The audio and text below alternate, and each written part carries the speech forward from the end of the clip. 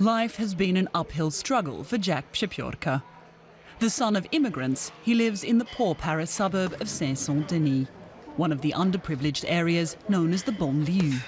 He faces stigma, yet he's fought his way up and been accepted at one of the country's most prestigious engineering schools, without any help from politicians.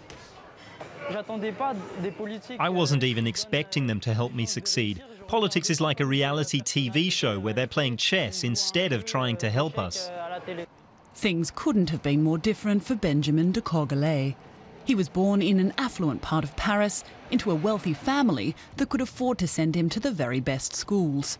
He says people here have different expectations of their politicians. When you're from a well-off area, your aim is to stand on your own 2 feet. We try to pass entry exams for good schools and get good government jobs. We just want to work our way up. In the banlieue, it seems people need to rely more on the government to help them. They think the state owes them something. Here in wealthy areas, we think the state doesn't owe us anything at all.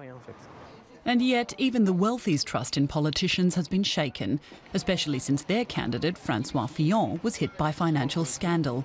Many of them now back the centrist Emmanuel Macron. It's not as if we feel closer to our politicians. There's a grey area even we don't understand, and that makes us angry. In that sense, we're the same as people from the banlieue, even if we might vote for the other side of the political spectrum. Two worlds very far apart, but they do sometimes come into contact. Jack and Benjamin are friends, they go to the same school. Both feel they've learned something from each other. Jack has reminded me that right-wing politicians often forget to talk about problems in the banlieue because very few people there vote for them. So how can these politicians then claim to represent everybody?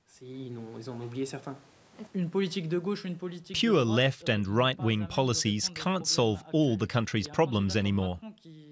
Maybe it's time for someone like Emmanuel Macron, who combines right-wing economic policies with left-wing social policies.